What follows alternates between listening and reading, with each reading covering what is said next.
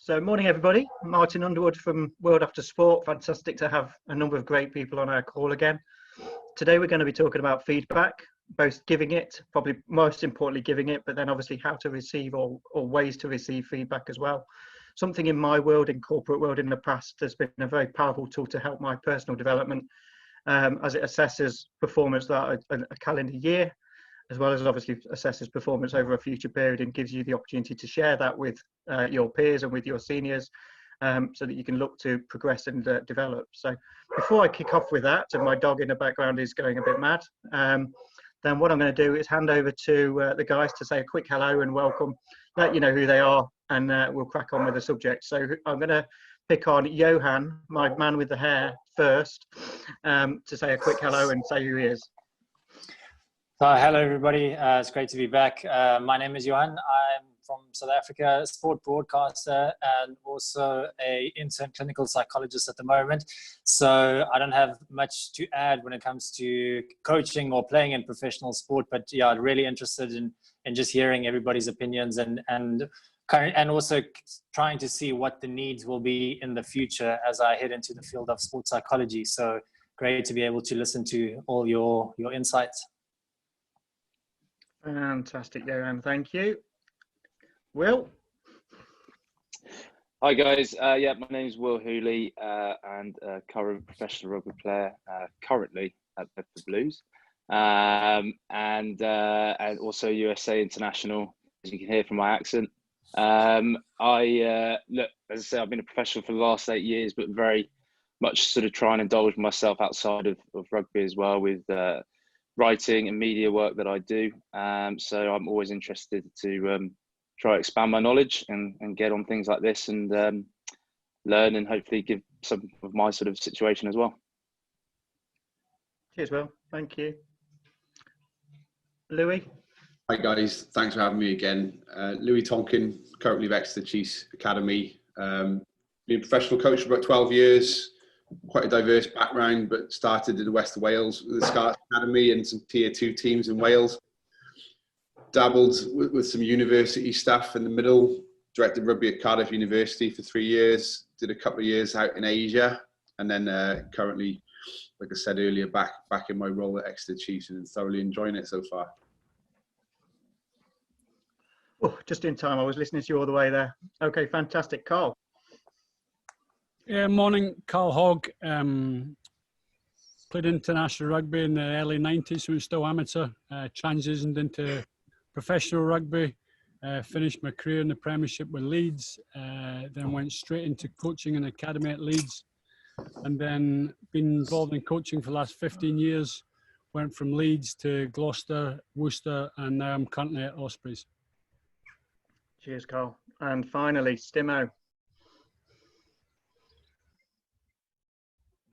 In fact, I missed Alan, so I'll come to Alan after Stimo. Yeah, good morning. Tim Stimpson also started rugby as an amateur, but luckily had a career with Leicester and England. And I coached a little bit, but then couldn't afford to stay in rugby. And then I've been coaching in business. So I've been out of the game about 15 years. Passionate about this idea of helping players and coaches make a smoother transition, know more about their transferable skills. And today's conversation is all about feedback, are going to be as fun as the other conversations we've had, I'm sure. Oh, thanks for that, Tim. I look forward to keeping that one entertained then. Alan? Yeah, morning, guys. Alan Davis. I'm the amateur rugby player. Actually retired the year before it went professional, so showing my age. But yeah, for the last 21 years, predominant work has been in personal development in sport. Worked for 10 years with the Welsh Rugby Union, bringing a lot of the youngsters through, the sort of early days of academy and dual career. Director of sport at the University of South Wales for 5 years, before going to Harlequins for 2.5 years as their player development manager. Returning to Wales.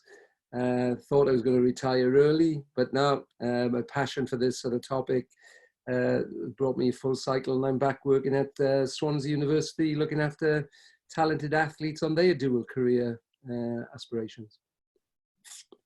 Brilliant. Thanks, Alan. You don't look a day over 55, mate, so you're all right. Thank you, Mark. Thank you. Thank you. So let's talk about feedback. I'm going to share my screen and go through a presentation that I've pulled together, something that I've been working on for a long time. Like I say, corporate world for me, feedback was probably the most important thing that we had to do. Receiving it, giving it, receiving it is never easy. Let's make that clear, especially when it's developmental or challenging. So, but there's ways of giving feedback that I think are most important. Obviously, in sport, we hear about the manager with the hair dryer treatment and the rest, which isn't really feedback. That's just emotional views during or after a game, and obviously that happens. But feedback during the course of a week, so during training, or in my world, during the day-to-day business world, is really important. And what I'm going to do is I'm going to run through the 9 ideas of feedback that help provide it. And then what we can talk about is how to receive it, which is a lot shorter, but there's still a number of things you can do when receiving feedback and some things you shouldn't do when receiving feedback. So like I say, let me run through it, but please dive in, please ask questions, please offer your thoughts as well, because again, my knowledge is the corporate world, as you know. You guys are the experts in the sporting domain, so I'm looking for you to help perhaps open my eyes a little bit, but also to help everyone out there who's in the sporting world know how it can feel and how it can seem to be when giving and receiving feedback. So I'll start with the first page, which is really just saying that feedback is a gift. To receive it, I know that sounds a bit weird, but people give you feedback to help you or to develop you. Even if it comes across badly sometimes, it's actually there to improve your performance. It's there to enhance your capabilities. It's there to sometimes define some of the things that can be better. Obviously, it's also there sometimes, and should be there very often, to say, and this is what you're good at. So don't let these things slip. And especially when you start to put yourself onto a development plan where you're looking to enhance and improve skills, capabilities, attributes, you don't want to let the good things go whilst you're enhancing and perfecting on other things that maybe were developmental. I say one thing I'm going to add here as well is that I try and avoid, and I've often, since the last 15, 20 years, avoided the word weakness. You'll often get asked, what are your weaknesses?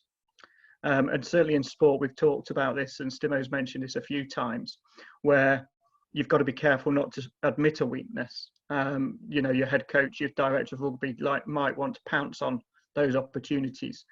I use the word developments and opportunities because it might be a weakness, but actually you can do the skill. Maybe you're 40% down the track of having that ability or that skill, but actually it's just about improving it, making it and getting up to the levels of other things. So actually it's a development opportunity, not I'm weak at. And when you're in an interview and when you're in conversation with people, whether it's in business, whether it's in sport, you shouldn't be saying I'm weak at. You just want to be saying I want to improve my skills, whether it's passing, whether it's kicking, whether it's finance, whether it's presentation, or whether it's communication. It's about improving and developing your skills, not saying I'm weak. And it might be a trivial word, but it's quite a key one. And I like to try and say that I'm not weak at anything, but what I can do is get better at things. Okay, so avoiding unsolicited advice. So it's about giving advice that you can feel and I'm not going to read these slides word for word and verbatim, but making sure that you can give feedback that is worthy and that you are obviously capable of giving. It's not about giving feedback that someone else might have an opinion on and you're just joining the fun. Because as it says here that, feedback can create stress to people. And I think it was Hoggy I was talking to the other day when I said one of the toughest pieces of feedback I ever received was that someone said that I'd caused them to have a bit of a breakdown. And the reason for that was because I was quite assertive, I was pushy, I was challenging, and they didn't like the way that I portrayed that to them. So what I had to do, of course, was sit back and take that on, but also look at how I can rationalize the way that I approach that person, but also others, how I can consider a more balanced way rather than constantly assertive, and potentially give a more rounded feel to myself and be more empathetic. Something I think Donald Trump has been criticised a lot with lately is lack of empathy. And if you can show that, then it's absolutely vital. So for me, it's really important to ensure that the feedback is helpful, is supportive, and encouraging to the person. It's not just a tirade of abuse and you're rubbish at this, you're rubbish at that. And feedback goes two ways, of course. I guess that's another important thing. Is we talked about coaches giving players any kind of feedback. It should be both ways. And sporting director of rugby should be seeking feedback from players about his coaching staff or her coaching staff. And director, the chief executive or the others should be asking feedback about the director of rugby, so that if there's any areas of development, especially in personal attributes and softer skills, then they can be looked at and considered. What you don't want is to get to the end of a season and find out that, unfortunately, you pissed someone off in December, and that's actually causing us to make our decisions now, which is that we don't want you to proceed, or that it's caused us a problem. Is nip it in the bud, and we'll come to timing in a little while. Be specific with feedback. Be clear. Have examples. Don't waffle around the edges. So as it says here, your work needs to be improved, or your kicking needs to be improved, or whatever. Or I wasn't impressed with. And the reason for that is because somebody can only improve if you are specific. You give the examples of. So when I give feedback and provide feedback in the corporate world, it's often when you wrote the report for, or when you've presented to the management about, or at this meeting, or when we were, such and such is. It's not, oh, you weren't very good at presenting. Well, that's useless, because they can't then look at that, review that, and improve it. So it's about giving them tangible examples. And again, that comes back to timing. So don't wait 3 months and then tell them. So we'll come back to that again. But for me, it's about clear examples. Is the more specific, the more detail you can get to, then the better. And as the pro tip says at the bottom here, is don't get stuck on corrective. Remember, there's positives. People may have made a couple of mistakes in a game or during sport, but they might have done 6 things really good, or 10 things really good. And I think what we often do in life is focus on the negatives and focus on the poorer. So if you think about customer complaints, banks and businesses get a huge amount more letters of complaint than they do about the good things that they do. And we could laugh about banks. Obviously, I've been there myself, the thousands and thousands that they get, but they do actually look after us quite significantly, and they protect us quite significantly with our finances in the main. So, but what we don't do is write to them and say, thank you for that. And it's the same in life generally, as we often look at the negatives before we dive to the positives. But feedback is really, really important when it comes to two-way feedback and positives and developmental opportunities. I'm just going to pause there and see if anyone's got any questions or comments, but I'm happy to proceed. Conscious you're all on mute, so nothing. Okay, I've mentioned empathy already, so I'm not going to bore you with talking about it. We all know what empathy is, but again, when you're receiving feedback, it can be really emotive and really difficult when it's not very nice, or when it's being, oh, I think you could improve here and there, because you might be giving your all, you might be giving your best to this opportunity, and maybe for that other person it's just not quite at the level they expect or that they want. So having to tell them that needs to be delivered in such a way that it's well received, understood, you're saying it for the right reasons, as we said at the start. But most importantly, that we empathize and we can offer some support. Maybe we can get someone to mentor. Maybe we can get someone to partner you or buddy with you to help that skill that is just lacking, or that attribute that is lacking. So again, if we look at communication, some people are very, very good at communication. Some people are competent and confident about communicating in front of a room. Some people aren't. And what we've talked about on our previous calls is some players find it really hard to walk into the box and talk to sponsors. Some people just naturally walk in, gift of the gab, talk away and feel natural, and that's a personal style. But it can be taught. We can develop people, support people on how to start those conversations going. and how we can obviously maintain those conversations, develop those conversations, and make you feel less concerned about walking into the box, because it's as difficult for the person who's in the box when you come in as it is for the person walking in. But what you do need to remember, of course, is there is a common theme of conversation. Often with the people in the call today, it's rugby. So there's a good starting point, and that should hopefully allow that confidence to grow a little bit and give the person confidence to have the conversations when they're walking in. You shouldn't and don't need to know about each business that you're going to talk to. You're going in there to do a job, which is to say hello and to represent the club, and to make the sponsors feel important, and to make the sponsors feel like they are getting a good deal for meeting some of the great people that play on the pitch on a day-to-day basis.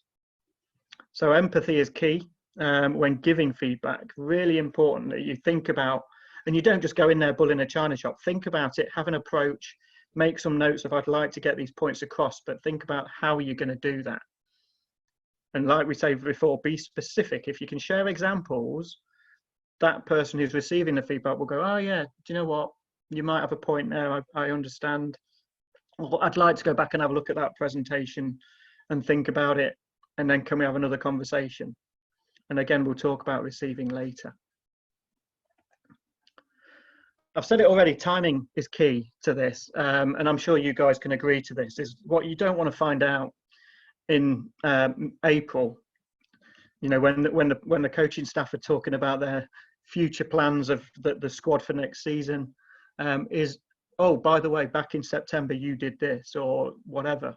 It's really important to be timing with that, because if you can identify something quickly, nip it in the bud quickly. And Louis, I'm sure if I looked at you and said, look, from a youngster's perspective, you know, it's really important while they're still growing in the game that we give them the feedback during or after the sessions, not wait till 3 weeks later, 6 weeks later. It's about the timing. So like I say, I don't know how often in sport we do reviews, if we even do reviews, and it's something I'd like to try and encourage clubs to start to do a lot more, if and when I start to get in to talk to them, because the more we can develop the people, I think it'll help them on the pitch, it will help them off the pitch, and it will really value them. So Louis, I see you've come off mute. What's your thoughts on timing? Yeah, I think the biggest trend in sort of modern coaching at the moment now is sort of informal feedback, isn't it? Sort of ask when you're planning your practices, design, thinking about when you can informally sort of address players and have sort of informal discussions with them is very important. It's also the language you use. So like, especially with young players, you tend to stay away from like why type questions, because players tend to get quite defensive when you ask them why questions in the heat of the moment. They get a bit challenged. I think it's better to ask like what and how type questions as opposed to why questions. But I think it's just, like you said earlier, it's just about being authentic and building relationships with players and understanding when they respond best. Some players you just would never speak to them in the heat of the moment because they're in that flow state and they're doing their own thing, and it's best to leave them be. But again, I imagine that's quite transferable to the corporate world. You get to know your staff and you understand what they respond to most effectively, really. Really good point. Yes, you do. Of course you do, because you build that relationship. And yeah, some people will thrive on a kicking. Some people will totally turn away from the same thing. And I've actually been challenged on using the word kicking before in the business world, because, you know, that's my sporting tendencies coming out of it, is that I'm going to, you know, if you don't get that done, I'm going to give you a good kick in, is just a phrase to me. But some people think it sounds a little bit overly assertive or aggressive in terms of how you're portraying it. So, but yes, you're absolutely right. And it's about timing. You don't want to expose people, which we'll also come to. So on a training field, yelling at ex-player that they have just made a mistake, yeah, it might be pointing it out, but they're in their head, they know they've made the mistake. They know they've made that error, and they're just probably kicking themselves and saying, oh, I should have done that better, I could have done that better, I bet the coach saw that one. So having the coach remind him that he's just seen it is not necessarily the right thing to do or the helpful thing to do. Yeah, absolutely. If we're too behaviourist in our coaching behaviours or leadership behaviours, then we are dramatically going to influence behaviours on the field, influence the outcomes as well. You know, players will go into their shell, etc. It's important, especially in development environment, to make mistakes and learn from mistakes, and you've got to allow that learning to take place, haven't you? Yeah, definitely. Just a question for you, Louis, and maybe one or two of the other guys can jump in, maybe Will as well, is do you sit down off the field and have conversations about one-to-one with players about development? Does that happen? Yeah, we do all the time. Like, majority of our feedback at the moment is informal. So like we make a point of connecting with all the players every single day, getting to feel, the character a little bit. But we do plan for individual reviews. Again, talking about themes, the biggest thing for us at the moment is getting players to drive their own sort of development. So we empower them a lot. We really work hard on trying to create this like psychological safety where they feel that they can really contribute and feel safe to do so, feel safe to make mistakes, some trial and error in there, obviously. But I think that's the biggest thing, really. You mentioned earlier, two-way feedback. Well, like, we've all been exposed to managers or coaches that are just completely unapproachable. I don't think you can really have that in the modern game with a modern player. Agreed. I think two-way is the only way to do it. It's just never easy to tell your boss, is it? And again, that's the as long as we know how to give feedback, rather than shouting down the throat of each other, then that's the importance. And that's why some of these slides, I'm hoping, will help people know how to approach it, because we're not doing it to belittle someone. We're doing it to try and enhance them, and they've got to remember that. Okay. And I mean, I'll put daily or weekly feedback helps, but I appreciate that's probably too regular in sport. But certainly a monthly or a quarterly review is a good idea for offering feedback there. So, Tim, what's your thoughts? Because we've talked about this a few times. Yeah, I just think it shows how important, I think, and how relevant the transferable skills are from a modern day sportsman going into business. I think from our conversations in my early days, if you like, being dictated to and told by my coaches, you will not counterattack. It was very dictatorial, and don't pass to forwards, because if they drop it, it's your fault. These are the direct instructions that I was given in a very autocratic sort of bullying environment. Yet when you listen to the conversations there, obviously there's a reason why Exeter potentially feel emotionally secure, because it's the culture that that's been talked about by Louis, that he's spending all of his time one-on-one getting to know the players, getting the players to take ownership of their own development, feeling that they can have a proper conversation, so they're not going to be defensive.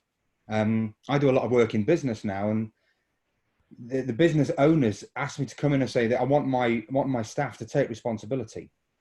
I want them to take ownership of the problem and solve the problem. Ask for forgiveness, not for permission. And we're talking about creating these cultures of ownership and responsibility. It sounds like down at Exeter, for example, there's a reason why they're finishing first or second for the last 4 or 5 years. They're getting the culture right. So I think this is where we've got to say to the players on a daily basis, you are superb at understanding your emotional state. You are superb maybe at dealing with feedback. If you're coming from one of these sort of open cultures like at Exeter, compared to when you go into the business world, which in my experience quite often has very domineering personalities as the directors, and people that want to keep their jobs, they keep their heads down and do what they're told. And if you're going to have a high performing, evolving, adaptive cultural environment, which is fit for the future, you've got to be able to empower everybody in the team. And I think this is something that we should be saying to all the sports guys, all the coaches, that actually your transferable skills from sport into business are phenomenal. And it's getting this message across. Absolutely, Tim. And I think I was going to offer a word, but you actually said it there, was the empowerment. I know Louis had mentioned it, that it's a buzzword that's coming in the last few years, but the more we can empower people to feel they can contribute and get involved, the better. Hoggy. Yeah, I was just going to touch on the point Stimo made. Is I came through the same generation. I was coached with a guy called Jim Telfer, you probably know, with Living Lions. and it was brutal. You know, and you got feedback that was always critical, but it was a vehicle to get better, and that was just the environment you were brought up in. As you say now, it's about giving the players a responsibility for their development and creating a relationship with the player that you're there to help them. You're there to maximize their potential. You know, and that feedback is, I say, a vehicle for their improvement. And it's that feedback now is much more peer-to-peer as opposed to any sort of hierarchical feedback system. And I think the other point, just picking up on Louis' point, when you talk about training and practice now, I remember as a coach when I first started out, trying to get a clean practice. So you create an environment where you limited the mistakes, but actually you want to create a challenge point where you create an environment where there's continual learning and decision making in the practice. And if the error count is relatively high, then you can change some of the constraints in the practice, but it has to be a decision making and execution environment as opposed to trying to create a safe training environment. It's a really good point. We are actively, when we practice our designs, talk about the challenge point, we actually work off like a 70-30 ratio. So we try to get all our success rates in and around 70%. So when we're designing constraints and things like that, we try and hit that 70-30 ratio-ish to try and create the challenge point. I think really other key point you mentioned there was the peer feedback. I mean, if you like Tim said earlier, if you create a good culture and a good environment, then the most powerful feedback you get is from peers. Is that as a leader, if you sort of drive the behavior standards, then there is a sort of peer accountability that goes with that, which I think is hugely powerful. Yeah, and Louis, I'd say that 70-30 is so progressive. Very much. Yeah. You talk about the culture that I was in. You're trying to run a perfect session.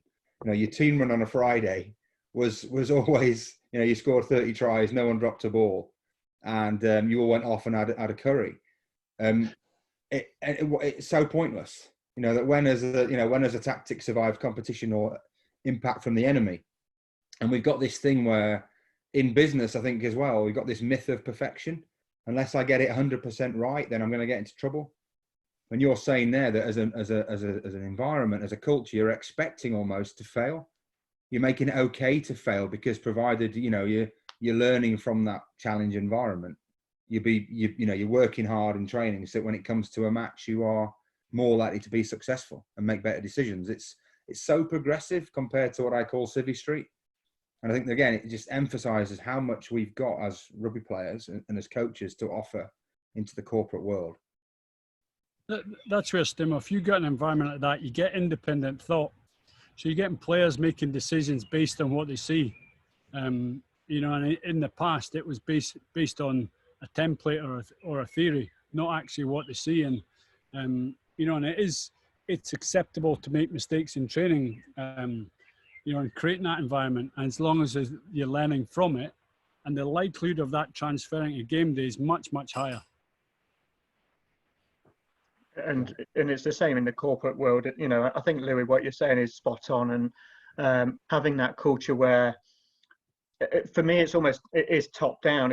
If the club and if the business sets an agenda with a very clear, this is what we expect, this is what we're looking for from our, I'll say, employees, which is the same across all, then what you've got is everybody living the same, as in understanding what that mindset is.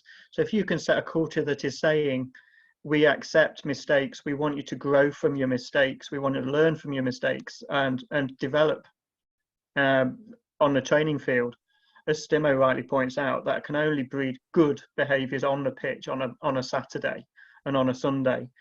And players will feel more confident, and psychologically they'll feel more confident with themselves and with the club, because obviously they know they can make a mistake, they can learn from that and grow from it. And more so, Martin, I think by having that clarity of understanding of what you're expected to do, if you're just receiving information from, let's say a coach, you're not really owning it.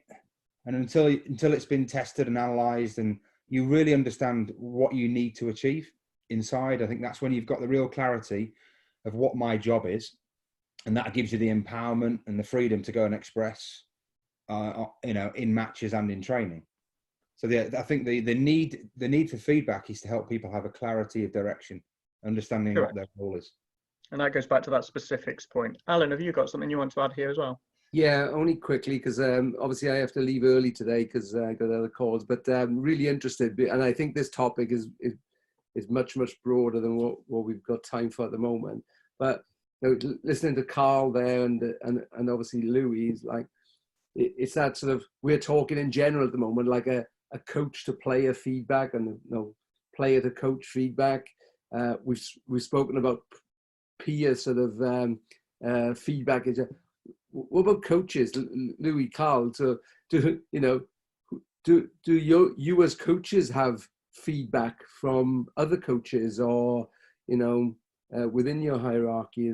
Is that sort of part of the culture? Because sometimes I've seen environments where it becomes really sort of like, I shouldn't say a domineering area, but it's like each coach wants a little bit, whereas if there's feedback to say, oh, hang about it, let's do it this way, or have we thought about doing it that way? So do coaches get sort of that peer feedback? Yeah, all the time. Like our environment, like to give you some perspective, like obviously we're the academy staff, the first team staff as well, but it's a very open environment. So the first team coaches, it's a huge, some of you might have been to Sandy Park, I'm not sure, but there's a huge, massive open office. All the staff are in one room. And when there's like leadership meetings or coaching meetings, and everybody is involved essentially because you're all in the same space. We daily we have planning meetings and meetings about how we should sort of manipulate our own behaviours to drive the behaviours on the training field. But we also go out looking for feedback as well. So when I started my job in the Chiefs in July, I asked through the coaches to sort of give me feedback on my sort of session design and my delivery, and then subsequently did the same again 6 months later. And I think it's absolutely invaluable, really invaluable, and it keeps an outside perspective on your own practices, which I think is very, very important. So yeah, we do it all the time. I think Carl said it early on. It's like, for me, the purpose of feedback is to improve that individual. We talk about mentoring. Mentoring's purpose is to grow an individual. It's not to slag anybody off or highlight their weaknesses, as you say, Martin, but it's like, right, let's make you better. And that's what feedback's all about, I think. It is, and exactly right. And Louis, I'm really pleased to hear that you collect feedback, and proactively seek it, because I think what Alan was saying there is spot on. And Alan, I know you've got to drop off, but if for me, people should be seeking. I would like to encourage players to be asking his own mates to ask for feedback, and coaches to be asking for feedback from players and from leadership, etc. So it shouldn't be just off the back of a conversation or off the back of a training field activity.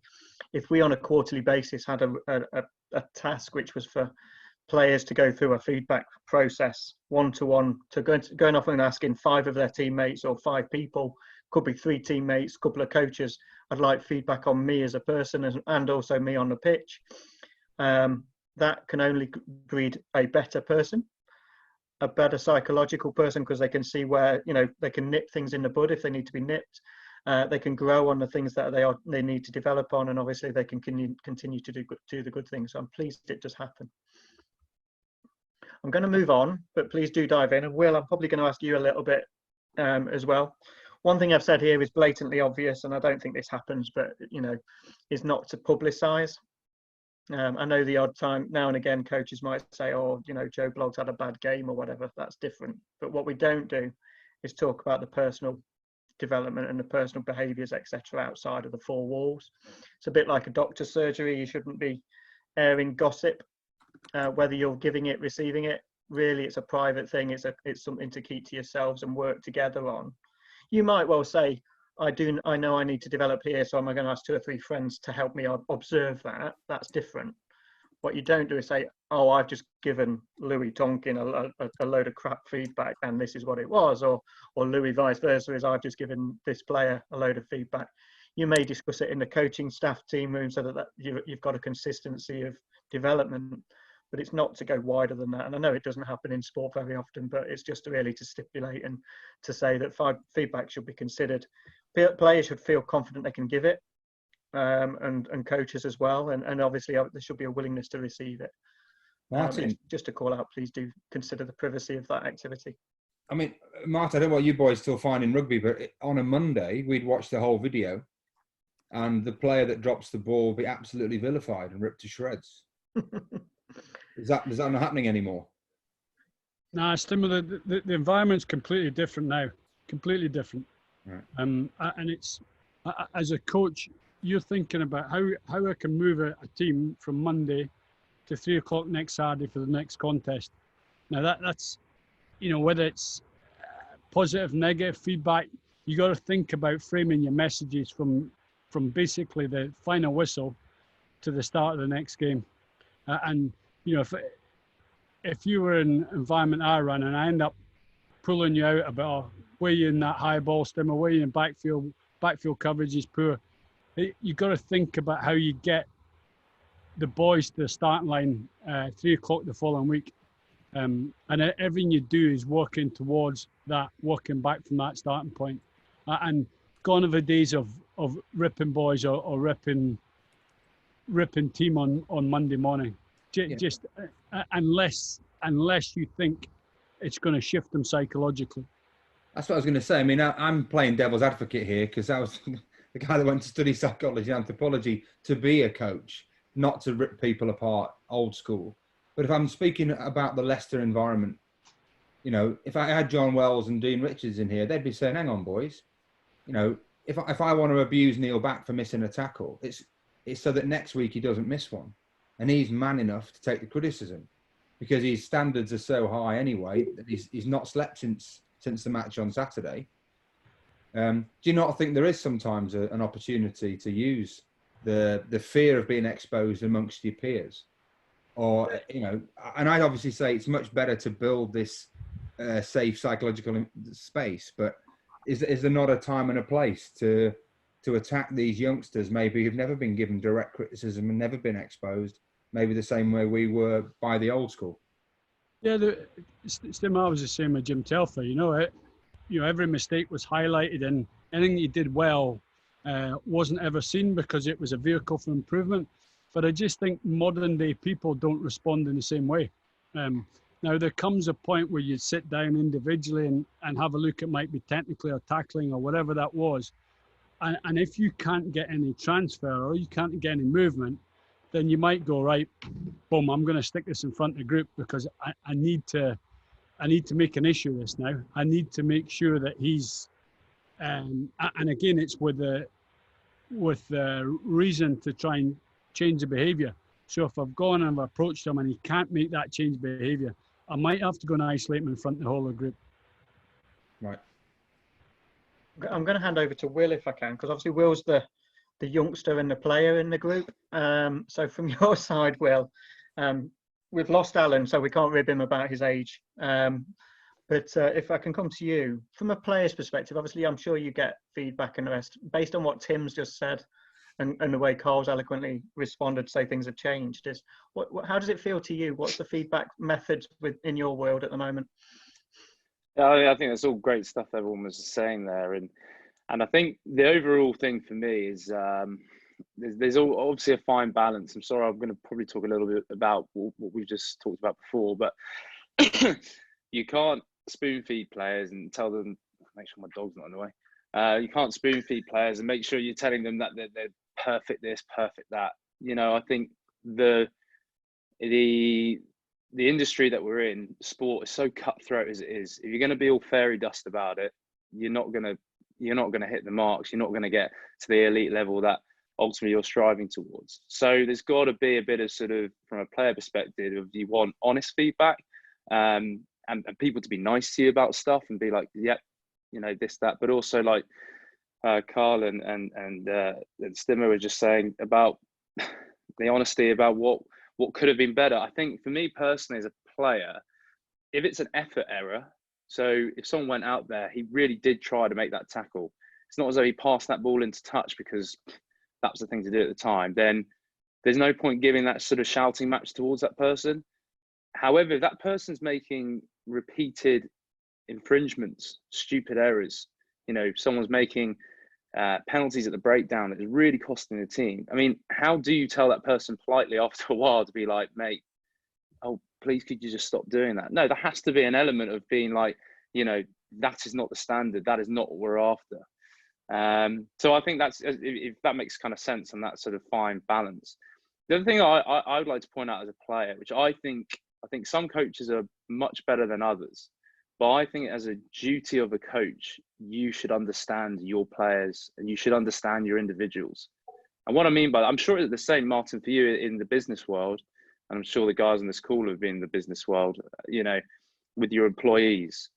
I want you to know what works, and for me, I might be different to Louis. I might be different to Carl, or whatever it might be, in terms of how I gain feedback. Now, I'm not saying like you should be completely individualized, but if we're having sort of one-to-one reviews, you know, some person might really want it honest as it can be. Someone might, you know, be a bit glossy about it. Do you understand what I mean? Yeah, you've got to tailor to it. You're right. And I think some coaches are much better, in my experience, much better at that than others. And I do believe it's a duty for them. Because, I mean, take, for example, I'm sure we've all heard or seen the latest documentary on Netflix on the Chicago Bulls, The Last Dance. Now, Phil Jackson, who was the head coach of that Bulls team during the 90s, I mean, he's praised and everything going on. And he had some characters in that team. You know, I'm not going to go literally tell the whole thing again, but he had some characters right in that team, right the way from Mavericks, right the way to people who were straight as anything up and down. And he seemed to manage individuals very well. And I think as a coach, I think if you can do that, then I think you automatically gain even more respect from players. And I like to say, actually, on Louis, but I was at the Chiefs for 2 years, and I must say I thought Rob Baxter's very good at that. I don't want to name drop, but he was, and I think probably still is. He knows his individual. He's seen his individuals like the Jack Noel and a Henry Stay come right the way through, you know, the age grade. If he signs someone, he's signing that individual, not just what he's like on the rugby field, but what he's like off it. How do you see what I mean? Like it's not just we're going to sign Stuart Hogg because he's the best fullback in the world. No, he would have done his homework into who Stuart Hogg is, what he's about, what makes him tick, what's his attitude, and everything like that. So as I say, I just think that sort of player and coach relationship, if it can actually be, you know, really sort of understanding each other as best as possible, I think that's what makes then feedback much better, if that kind of, as I say, makes sense. No, it's spot on, Will. And leadership, we talked about this a little bit on Monday, the difference between managers and leaders. Leaders are very good. So, you know, to use Rob again, is an incredibly good leader because he gets people to follow his thinking and empowers them in how they do it. And like you say, sometimes you might have a choice of 3 players to sign. And sometimes it's not about the best player. It's about the one that's going to fit with the model that you've created. And is going to fit with the rest of the squad. And that, again, doesn't mean that everybody's got exactly the same behavioural standard. It means that everybody understands and buys into the methodology of the club or the methodology of the business. So when I recruit in corporate, I'm not looking for 10 more Martin Underwoods or, you know, or another specific person who's fantastic in my team. I'm looking for the right person in that particular job spec that I need, who will fit well and work well with the rest of the group. And, you know, as Stimo and I will say about World After Sport, another thing is, you know, we don't want to recruit a load more people who are identical to us. We need people to challenge us. We need people to be part of it and feel that they're, you know, very much joining in. So leadership and coaches are, you know, a similar approach there is exactly what you've just said is, you know, work with your squad. And Louis actually mentioned it earlier, is getting to know your people around you. You know, because again, one person might want the hairdryer treatment, one might not. One might want it in writing, one might want it verbally. And again, it's about working and understanding what's best for the players. And I think Hoggy was saying that world has moved forward quite significantly since back in the Gin Telford days of I'm going to tell you how it is and that's the way of it. You know, there's a lot more cotton wool, if you like. There's a lot more wrapping the arms around. And that's not the wrong thing to do. It's the thing to do right now. And who's to say that things won't evolve again in the next 5 or 10 years? But, you know, you have to move with the times. And I think coaches, as leaders and as people who are encouraging players to join the party and to get involved, are very much part of that. Let me move on. We don't need to talk about privacy. I think it's an obvious. Oh, sorry, Louis. No, go on. You sure? I'm going to keep this short and sweet as well. But when we talk about giving feedback, some people think it's a good idea to say a good thing, then a negative thing, then another good thing. So what we call a sandwich. We stick the bad thing in the middle, trying to hide it. But what that actually does is, one, it loses the messages. And as it mentions on the slide, really, it undermines what you're trying to say, because you're trying to mollycoddle a little bit. And I think, Will, you've just said, you know, there's a time and a place for saying it as it is. You know, no point telling someone they've just given 5 penalties away in the last 20 minutes. Oh, but you did a good pass. And, you know, I said at the start, you did a good pass as well. Actually, the message is you gave 5 penalties away and you made, you know, that's what you want to get clear. So don't think that by dusting around the edges that it's a good thing for the person you're giving the feedback to. Just be clear and honest with them, transparent with them. Perhaps even run through the positives or the negatives or the developments first. Ask the person you're giving the feedback to which they prefer, and stick to that. So if they say, oh, you know, but like, do you want the good news or the bad news? Which do you want first? Which would you like me to talk about first? The positives that I've seen in you, or would you like me to go through the developments and then work on the positives or whatever? So again, talk to the person you're giving the feedback to. And as you said, we'll learn how they prefer it. So next time you may not need to ask that question because you know how they prefer it and you can crack on. Louis, did you want to add anything before I move on? No. Okay. Again, maybe obvious, but focus on the performance, not the personality. We do have personality clashes in the office. We do have personality clashes on the pitch. I think there was a live example of that in rugby not too long ago with Steve Diamond and Chris Ashton, which ultimately led to Chris moving clubs. And that does happen. It happens in sport, it happens in business, that sometimes it happens. But the importance is to make sure that the feedback you're giving is based on how we can improve that person, how we can improve that person's capabilities, their attributes, their skill sets. And as we said right at the outset, really, it's really important to focus on helping them become better. So obviously we want them to become better people, and that's obviously sometimes falls to personality. But so if they're arrogant or they're switching other people off, we're going to need to tell them, but that's still affecting performance. It's affecting their performance potentially. It's affecting the performance of those around them. And that's the key. That's the message you're looking to give across. So it's like I say, it's not, oh, I just don't like you.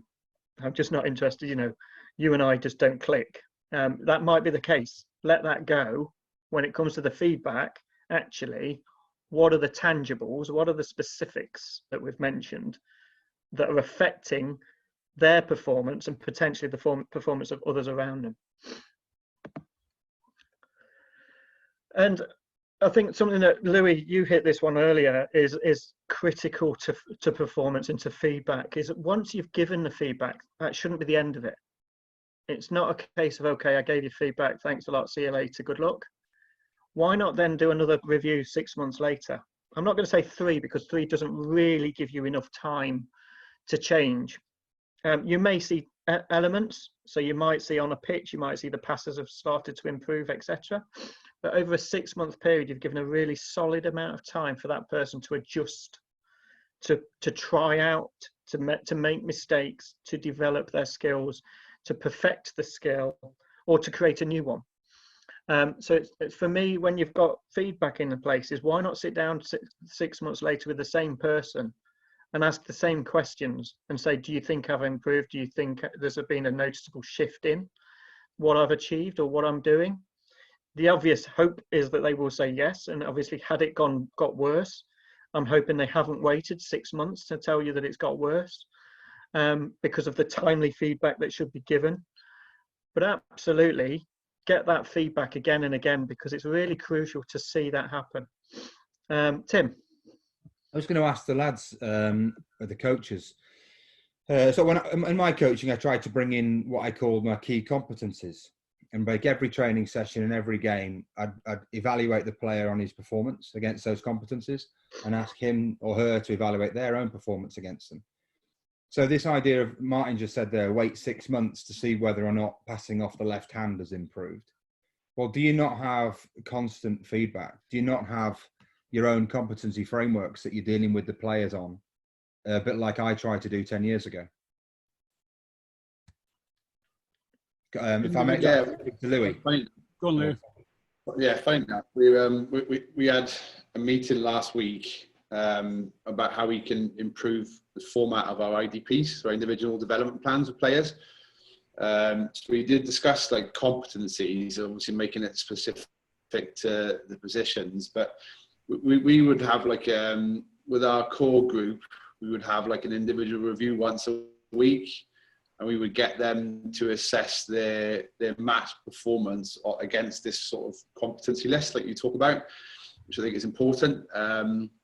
And then we would get them to drive their own action plan for that week. So they would physically write in their IDP what they would want to work on in the week to improve their performance for the following week. So that's how we did it at Chiefs, and we're talking about trying to make that individual development plan template a lot more sort of interactive with the players, making it a lot more personal, a lot more creative. So we even talked about the prospect of using like images and infographics to illustrate their emotions or what they want to work on, or really trying to get them to drive the process a lot more rather than it just being coach led. So I think it is important, especially when you in the academy, when you're trying to get some of these guys contracts when they turn 18, you know, we need to measure them against what Ali Heifer sees as the key skill set to be an extra chief. So we've essentially got an outcome goal, and we try and get the players to drive the process goals within that, if that makes sense, if that answers your question. Yeah, and they're in a sense tagged against the peers and the aspiration to, you know, to make it into the first team. Yeah, they are. Yeah. So it wouldn't be not obviously top. We've got a great number 8 coming through now, for example, and we wouldn't measure him on Sam Simmons. We'd measure him on where we want him to be as a graduate going into like a senior environment. So where we need to get him to get him to be able to cope in a senior environment. So it wouldn't be like measuring him on elite level at that age, but there would be obviously some prerequisites we'd have to get them to allow them to cope in that environment, I suppose. I think it's just generally, it just makes this feedback so functional that everybody knows if you've got your competencies and the general skills we're all working towards, but then every week I'm going to be doing extra sessions on left foot kicking, left foot passing, whatever it might be, and then see that development on the graph to say you've maybe moved from a 6 to an 8 over a few weeks, and then keep it going. Because I always found that the skills were sort of cyclical. Whatever you practiced for would raise in value or in performance, and then the things you dropped off would be forgotten about. So maybe, you know, you might do tackling and just do tackling all week because you've missed a few tackles, but then your handling would drop off.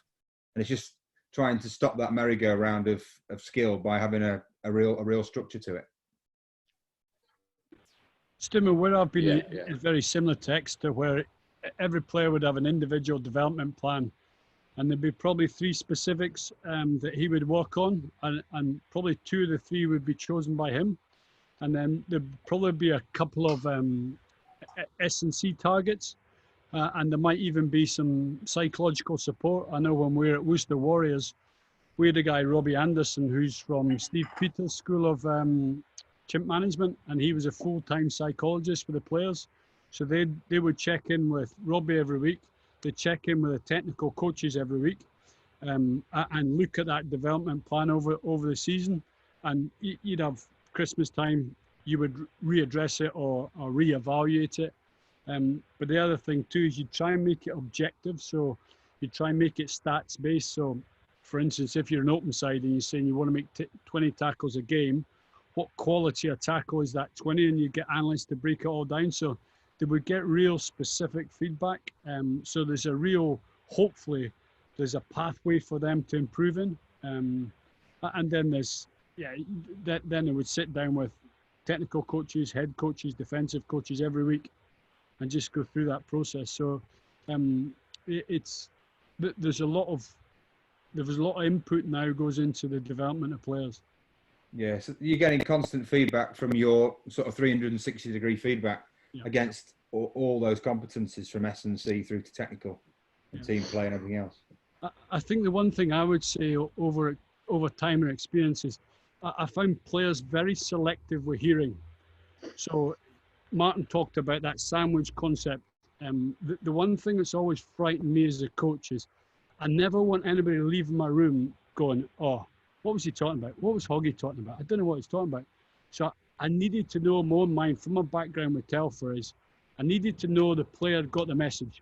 Now, how I wrap the message up, and I think Will talked about is knowing your individual. So if you're dealing with Mike Tyndall, it's different from dealing with a young fella. So there's a skill within that. But the thing that I wanted to, player walked out of my office, he knew what he needed to work on. And I think that's really, really important. I think sometimes, people talk about you got to offset with the positives or whatever is the player needs to know what he needs to work on or improve on to get in the team or get another contract. And he needs to be under no illusions. But I've found over time is players are very selective. You'll hear through the grapevine, oh yeah, I don't know why I was dropped. And you're like, hold on, I gave you very clear specifics. But it's difficult for players to accept that amongst his peers. I think you're right, Carl. And I mean, again, it goes back to the what do I want to hear as well. Yeah. So I don't actually want you to tell people in the room or even tell me that I was crap on Saturday. So I've ignored you or not. I've just not listened to you. I've blocked you out for that 5 minutes when you've talked about me. And it's the same in life. That's not a sporting trait. It's unfortunately you can have meetings in a corporate office and you will talk to people and there'll be 3 or 4 people walk out going, what was that about? And you're going, well, I had the list on the screen. I was talking through it. I made it clear, blah, blah, blah. Why not? One of the things that I'm looking to develop on for World After Sport is an app which means that these kind of examples sometimes can't be missed because the coach can capture some feedback straight away. It's shared with the individual. So they've got it on their app. It could come up as either maybe a notification, maybe not. It depends on the type of software, but it's transparent. And then obviously the two-way feedback happens. I like the idea, and it's one thing I've thought about is players should at the start of a year, whether that's January or whether that's September or August, whenever it is, my target is to get from being a 4 to a 6, a 6 to an 8, an 8 to a 10, whatever. And then obviously what you've got is a transparent development tool that says, well, okay, where did I hit? I hit 7s, brilliant. That's ahead of target, or it's not, or it's on target. So again, you can start to work with the coaching staff to say, well, look, I'm hitting everything that you're expecting of me. Do I need to reassess my own targets, or am I just actually having a good year, whatever. And they're the kind of things that I think are invaluable. And as you just said, Carl, another thing is the data analysts in a sporting world now are huge.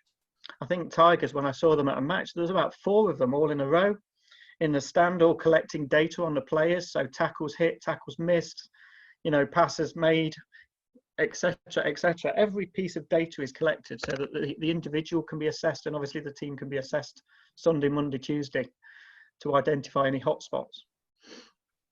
And it's a crucial part, and I think that's maybe got to play into the personal development as well. Because again, as I think we've alluded to in the past, is the more we can get that personal side of things enhanced, the chances are it's going to reflect on the pitch as well. So follow up, just going back to it, just to recap, is just follow up is really crucial to say, don't just do feedback once with one person. Go back and get the feedback again. Go and see if the things that you wanted to work on have been recognised and seen. And obviously if they haven't, why not? What's the reasons for that, etc. So follow-up feedback is crucial, I think. Bear with me. Yeah, so from a giving perspective, that was it. And then receiving, it's only one slide, but it's just a few points to say. Hoggy, you've just said it. Listen. If you're being given feedback, listen. It is crucial. You've got 2 ears and there's a reason for that. All right? Listen to what is being said. It is not being said to belittle you. It's not being said to make you feel inferior, or it shouldn't be if they've given it correctly. It's there for value. So listen to what is being said. Don't be defensive. Tough as it though it might sound, again, the feedback should be given for positive reasons. See it as the gift that we talked about at the start. And don't go, yeah, but hang on a minute, I was having a bad day. Or hang on a minute, you know, my wife's pregnant and I'm busy at home. It's about taking it on, broad shoulders, listening to it. Don't be shy of asking questions, which is the next point. So that you can be relating to it, so you can understand it, so you can get those specifics if they weren't quite as clear. But don't be defensive and reactive. It's very easy to do that. You should really just be listening, perhaps take a few notes. If it's not on, you know, if it's on paper and pencil, then great. Capture those things, take them away with you. And then what I've said here, as I've said on the previous, really is suggest a follow-up. Because you're emotive, you might, if you do react in a defensive way, you've lost the comments because you've reacted. And so take those notes, think about it, almost take a breath for a couple of days, and then go back in and say, look, you know, you said I was like this, or I did this, or whatever. Can we just talk it through? I just need to understand what it was all about. So that, again, that bit of professionalism comes in. That says, I have understood it, I've looked back and I think you might be right, or actually I'm not sure you are right, but let's have that conversation. And again, review feedback. Don't put it in your drawer and forget about it. Look at, reassess yourself on a regular basis. I've said 6 months roughly. There's no harm in looking back quarterly if you want to, especially if there's something big and important. And look at how you can target yourself and challenge yourself to become a better sporting athlete, a better person, a better human being. Because again, feedback is a gift, and feedback should be seen as an opportunity to make you a better person. Well, you know, and hopefully that turns into new contracts, renewed contracts and opportunities. And as you transition in life, what you'll find is that feedback becomes a regular. So as we've talked about on other calls, what we're helping for in World After Sport here is about that transition. So we wouldn't want to say to you, don't get feedback, and then suddenly you go into the corporate world where feedback's a big thing and it catches you out and you go, whoa, hang on a minute, people are telling me I can't do this and I can't do that. If we get in that culture, like Louis was saying at Exeter, with, you know, the cultures have changed, the things have changed. If other clubs and other sports can get into a proper feedback mechanism that is well received, well developed, well executed, and then obviously well received by the recipient, then as you grow through life, you'll get used to that feedback process that happens in all walks of life, whether you're small business, corporate business, you know, anything you like, even whatever. I'm just trying to think. So like Stimo with his business, I'm going to come to Stimo in a second, is we had to talk about what Stimo's business was all about, and those kind of things happen. So I'm going to stop there. I'm going to bring you guys back in again if I can. That's the end of the presentation anyway, thankfully. So I'm going to put you all back on screen. So make sure your hair's all nice and pretty, especially you, Louis. But let's just have a quick round the table on it. So Tim. No, I was just going to say the point you made there about listening to the feedback and not coming across as defensive. It's crucial. I'd probably be a pain in the arse to some of my coaches, you know, without wanting to, because I'd come back with specific examples. Just coaches, Dimo?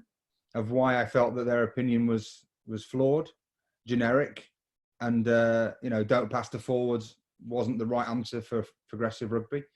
And unfortunately, I wasn't reading them as the receiver appropriately. They weren't going to listen to me. I was just a fucking pain. And all I could do in that one meeting was go in, copy it, write it down. If I had some serious points to make, I should have done them in a separate meeting. Like you said there, review, come back. The other point is there's no point in giving somebody criticism and saying, oh, you're not very good at your left-hand passing, and then not agreeing a plan or a roadmap to improve your left-hand passing. So that's where you can, I suppose that the most important comment I'll make is that when you're talking about transition into the real world, don't assume that this openness to feedback is going to exist in the culture you go into. And I certainly didn't find that. I found that as you go in and you think, right, I'll prove my value, I'll be open and I'll be honest and I'll accept that I'm not perfect. But when I was offering opinion, sometimes when asked for, it would cause problems. And so I think a real message is you've got to try and find the right environment where you can flourish in this sort of collaborative, humble culture. Or accept that you're not in that sort of culture, and accept in order to survive and take the money, you're going to have to maybe just bite your lip and then try and move on and get a different job if you can find one.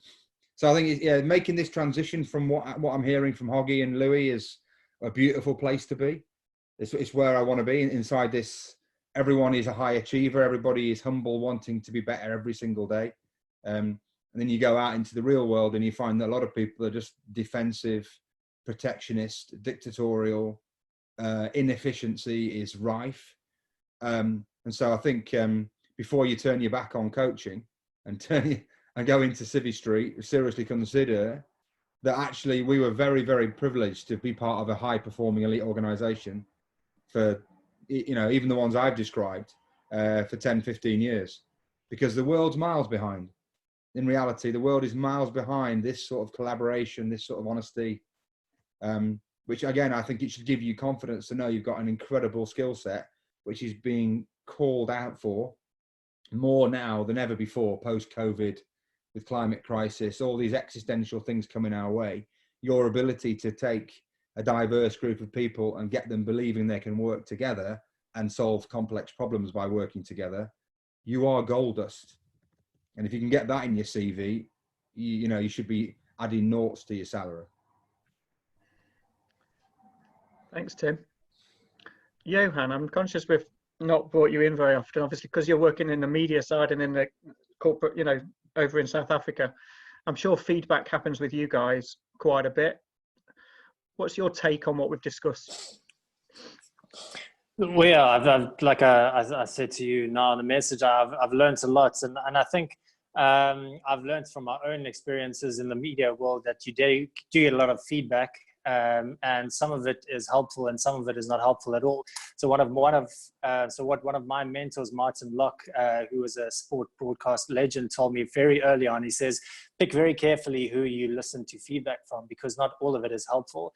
And sometimes you get certain feedback from a certain player or perhaps even a coach, and you know that is not there to benefit you, but it's maybe their frustration coming out. So it was quite helpful to pick up who can I trust in this organization, who can I really take that feedback from and value it, and who is it better to just ignore it sometimes. But I just wanted to mention as well, and I think we'll mention it, about each person being individual. And that means that each person is going to receive that feedback that they're getting on an individual basis. And that is where I think psychology comes in, because every person, when you're getting feedback, it's not just the words that you're getting from this person that's giving you this feedback. It all goes through your mind. It all goes through your mental schemas. It all brings up emotions from the past. Maybe even a certain word that is being used reminds you of something that someone said to you during your younger years, and it triggers a whole host of emotions and feelings and things like that. And that can have a profound impact on a person. And I'm sure if you think about it, everybody has had those experiences where you remember a conversation very clearly from a few years ago, where something just stood out to you. It could be positive or could be negative. And I think that's just really important to know as a coach. When you're giving feedback to someone, the words that you use are going to they can have a profound impact, positive and negative. So it's very important to know exactly what you are going to say to your players, and also to understand they're going to perceive it in a different way. And maybe just one bit of advice is also, when you are giving that feedback to somebody at the end of the session, just ask them, how do they feel about receiving this information? Just process that in the moment without them leaving the office and they're very despondent and they go and they sulk and maybe they come back to training the next day unhappy because they're still unhappy about the feedback that they receive. So in the moment, ask them, how do they feel? Just process it right there. And then if that is how you intended them to feel, then great. But if not, then you can change the message or change the way that you deliver the message a little bit to ensure that they get that feedback in the right way. Brilliant. Yeah. No, thank you ever so much for that. And I'm hoping that some of the slides that I've shared sort of share that timing, removing the emotiveness of feedback is crucial to delivering it correctly. So like I say, on the pitch, I get that there's full emotion. In the changing room, there's still emotion. Don't give it at that point. Wait a couple of days maybe to think about, am I about to give the feedback to the right person in the right way? But then obviously, if you executed the things we've discussed, then I'm hoping that will help as well. So Will, you've got a thought you'd like to add? Yeah, just a brief one. Just for any player that sort of listens to this today, and I think it's quite valuable, is that in the sporting world, or in rugby in particular, we are used to, I do actually believe there is a reasonable good amount of feedback. I always think it can be better, as we discussed today. But I've actually noticed how that has helped me in the outside world. So, for example, I literally wrote a piece on a cricketer the other day, and to get it kind of published or whatever, a contact that I used to be a Daily Mail correspondent for cricket, and I just thought basically just ask for his feedback on it and what was the best way of getting it published and whatever. He came back with 8 paragraphs of basically, putting it bluntly, why this would never get published. But it was very good constructive criticism. Now, if I was maybe just a normal person who never really understood about, cutthroat kind of feedback, which you do get in sport because of, as I've said before, about just the nature of the business that it is, and it's always going to be like that. I think it should always be like that. Again, we've talked about various ways of doing it, but if I probably was not maybe being used to that kind of constructive criticism, then I would have looked at this email and just thought, oh my days, I've written an absolute load of crap. But it wasn't, and it was actually, when I read it through about 3 times, I realized actually this guy has invested his time into helping me, and he's actually not picking apart my piece. He's actually picking it to make it as best as possible in his eyes. And I think actually sometimes, I think it's a thing Carl said about how people take the feedback and how they, is be open to it, and it will help you. I think both, not just in sport, but I'm trying to say is out of sport as well. You'll be in a better position, I think, to be able to take it and be like, yeah, right. And then you'll show that employer, you'll show that person, but basically you have the ability to understand, adapt, and hopefully do better, or for my sake, write a better piece, obviously. But that's, and you're absolutely right, Will. That is what feedback should be about, is about helping you progress. It's not about belittling and being emotive. And so, and also, I guess, to lead to that is, it's a great thing to use in interviews and in business discussions. And, when you're discussing things with good business people, is I had an example when I received this kind of feedback, and what I did about it was, not I had this feedback, I put it in a drawer and ignored it, and left, didn't really want to accept it. They're really powerful examples. And I know for a fact I've used a number of feedback examples within interviews when I've gone to meet with other banks and other businesses to do business with them, because it shows that you can receive it. It shows that actually you act on it.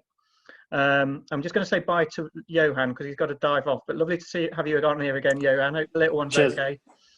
All good. Cheers, Martin. Thanks so much. Cheers, matey. Take care, everybody. Cheers. Yeah, and so they are great examples of personal development capability, and I'm sure Louis can reel off examples where he's had to give feedback to some of his youngsters. They've then gone off and developed that technique, that skill, that attribute, that capability that's made them a better player.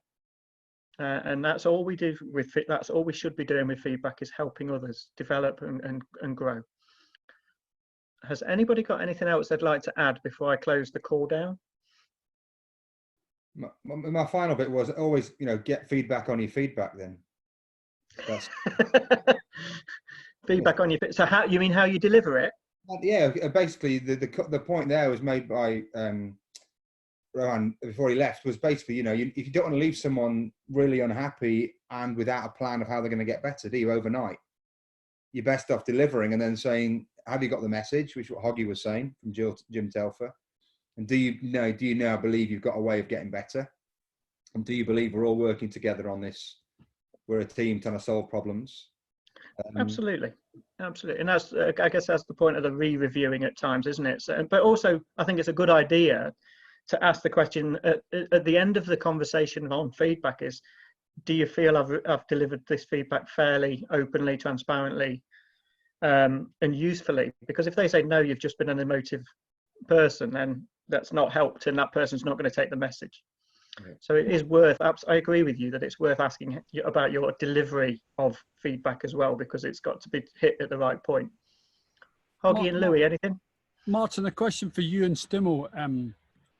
So as players and coaches, feedback's always been a vehicle for improvement. So as a player, you always want to get better. And regardless of the feedback, you go away and reflect it, and you want to get better. So you use that as an improvement vehicle. So exactly the same with coaching, because we want to aspire to be the absolute best at what we do, whether it's playing or coaching.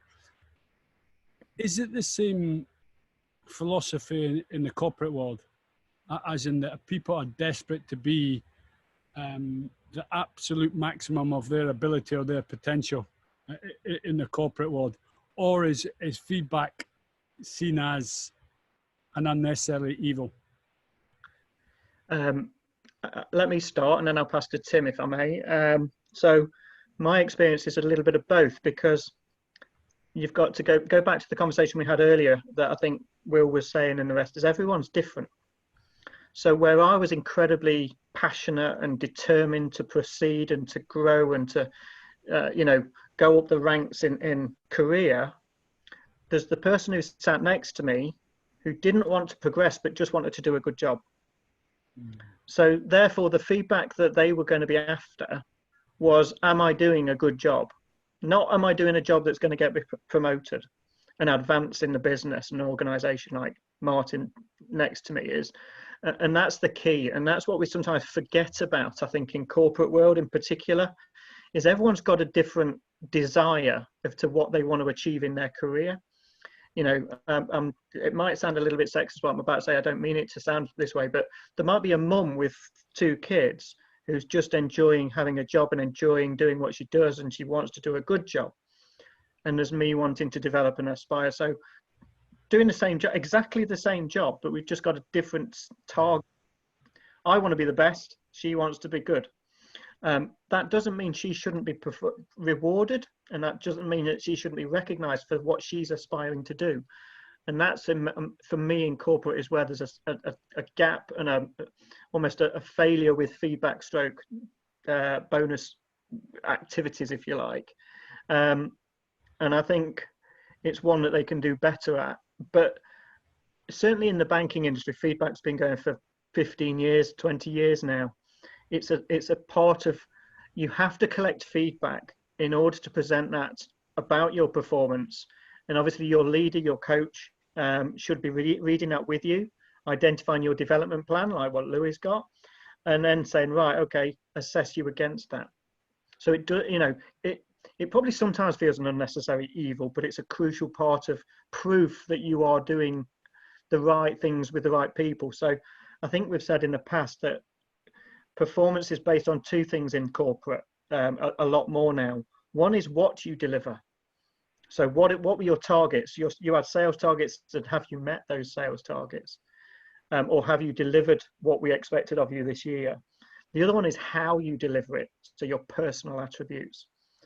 And so if you put those 2 on a matrix, you've then got almost a 9-grid box that says I was good at performing, I delivered well, but I was really pissing everyone off, or I was really pissing everyone off, but I delivered well, or hopefully you're delivering well and not pissing everyone off, which means that what you've then got is the best possible performance for you. So you put the two capabilities together. So it's not just based on, you know, a sales target, because you might be great at it, but just not very nice. And as we know, sales can be quite ruthless, like in sport. So to answer the question, it goes on. I think it's more accepted today, certainly in the corporate world. Tim, I don't know what your thoughts are from a, let's call it a small business stroke business creation world. My experience was pretty torrid when I first came out. I was all about delivering and making sure I hit whatever targets that these small businesses wanted, and they took my value and didn't repay it. So I was naive in the contract, in the nuance of the legal contract. So really important is who you trust, and making sure you take professional advice, because that's the sad demise. You know, financial advisors and whatever it was were taking advantage. So I think that we I think on this phone call want to be the best we can be. We have aspirations to make sacrifices for to get better. I think so. Maybe you put ourselves in the top 1% of the population, both from a sporting, from a coaching, and then maybe from Civvy Street. So when you go out into the world again, there's a lot of people out there that are happy just doing a day's work, a bit like Martin said. And you need to understand the motivation. You know, why are you here? What's in it for you? What are you trying to achieve? Is it a short-term goal? Is it just to pay the mortgage, or do you want to evolve? So you find yourself very frustrated if you're working with people that are just 40% performers, and they're happy to do a very slapdash, cut the corner, oversell, underdeliver, and get away with it because it's a big bad world out there, and I don't care about my personal reputation. So we've traded on our personal reputations every Saturday, haven't we? Every training session. So we can't afford to get sullied by people that aren't bothered about whether they've got a criminal record. You know, so there's a real big red light that says, I'm an optimist. I'm still an optimist. I'm still going to change the world. But on the way there, you'll get burnt if you're not really careful. So that's the truth. And yeah, I think understanding what people want is we assume in rugby you want to be the best player, the best coach you can be. Going to Civvy Street, you've got to start asking some questions, like Martin said, before you pick your wingmen. If I can jump in there, one of the things that Hoggy, I think you pointed this out in the first call, was you've got your what I call a stellar player, so your Johnny Wilkinsons, etc., who do want to be the best. You've also got those, if you think about it, that are the ones who work hard, happy to just play the first team. And so that you have got that differential on that world as well. I'm not sure, Martin. I think, you know, if you're playing professional rugby, you've got a desire to play international rugby and be the very, very best you can be. You're just not particularly good, and I'm probably one of them. You know, I'm not sure I could have made more sacrifices or worked any harder. I just wasn't particularly good. So my drive and desire to get better every day, looked at every avenue I possibly could, from nutrition to recovery to psychology, you name it. I'd try and eke it out to get percent, but I was slow, genetically as slow as a rock. So it didn't fit. But so I still managed to play international rugby and play pro rugby. But I think everybody that plays at that level, I still got a real inspiration to maximise their potential. Thank you. I'd finish off by saying that I think the world's changing really rapidly. That there are organisations out there that are looking for these skills. You know, the world, we're all in COVID, and when we come out, it's building it better when we come back to work. We can't go back to killing the planet. There's been a real rapid awakening in my belief about our values, about community, about interdependency, our vulnerability, and therefore an ability to build trust and make people believe that you care and you've got a commonality of purpose, so you can achieve your individual needs at the same time as achieving the community needs. Gold dust. And whether that's in sport or in business, that's the world I think we're moving towards. And COVID was given as an example of one existential threat, which is tiny compared to the climate crisis. but we're not very good as human beings of seeing a slow creep towards death. What we have been very aware of, but we can't go out, we can't play. People aren't getting paid. There's going to be a massive unemployment, 4, 5, 6 million people unemployed in this country, in Great Britain for the next few years. So we've only seen the very short-term response to an existential threat. Hopefully it gives us a shot in the arm to help make us prepare for, in my opinion, a much bigger problem, which is a breakdown in the ability to feed and house ourselves. So Maslow's hierarchy of needs right down the bottom. So I might sound dramatic, but you know, from pension funds to employers and people within Civvy Street, the movement is towards around more sustainability and community-based needs, which fits right back into the skill sets you guys have got. Thanks, Tim. Really useful. Guys, from my perspective with Air, what I'd like to just do, if I may, is just go around the room and do what I do at the end of the call, which is just ask for a 20-second, how was today conversation, was it useful? And then I'll end the video, if I may. If I can, I'll ask you just to stay on for a minute after the video, that would be grand. But if I can just hand round. So Louis, come to you first. How's it been for you today? Yeah, really enjoyed it. Again, it's got me thinking a lot about the transfer between sport and the corporate world. I think we're very lucky in sport that we've always got that purpose, you know, always got that purpose and that incentive to better yourself. I think growth mindset is very common in sport because we've always got a goal. We always want to win, or you always want to get better, or if you don't perform, you don't get selected, etc., etc. I'd like to think if I ever do go back into a corporate world, then I'd have a similar purpose, a similar goal to do well every day, to achieve something every single day. I think that's what we're uniquely given in our sport, which is a joy. So yeah, it's really got me thinking about the transfer, and I do think it is all dependent on leadership and the culture that you create from the top to bottom, getting your players to feel valued, getting your staff to feel valued, and driving a common purpose, I think is a critical thing, really. So thank you. Brilliant. Thank you, Louis. Fab. Carl? Yeah, I found this morning very interesting. Obviously, we talk in rugby circles about honest and open feedback. You know, it's a vehicle for players to improve. But it's interesting listening to Tim talk about in the corporate world how you've got to be much more selective and how you deliver that message. You know, sometimes people don't want to listen to the truth. They don't actually want to hear the truth. You know, and what you say and who you say to outside the rugby circles is a very important lesson. Thank you. Will? Yeah, really interesting about the sort of comparisons or even similarities between the corporate and the sporting world in terms of feedback. I think actually on a personal note, I think I probably after this will probably want to try and get more feedback from myself when I go and when we get back to training, whatever.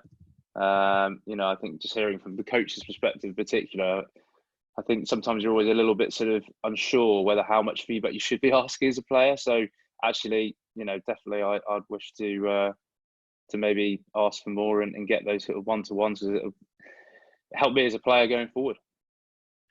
Brilliant. That's good to hear. Thanks, Will. Stimo, Yeah, want to wrap us up on that? Yeah, I think I've been inspired to hear how much the game's evolved and the quality of feedback and coaching that, you know, rugby is demonstrating now compared to what it was like when I was playing. And it's also inspired me to make sure I keep on finding people that I can trust to give me feedback. By asking for help, I've certainly received it. And sometimes I was a bit too proud when I first came out of the game to ask for help. And that's a big lesson to remember to seek the feedback and also find those great people that you can create that high performing team with in the corporate world and civilian life, as I call it. Thanks, Tim. So I'm glad you've all enjoyed today. The next ones are in a couple of weeks. So I think it's the 1st and the 3rd of June. Oh my God, time is flying by. Hopefully you'll all join us, and hopefully we can get a few more guys to join as well. But thank you all for your time.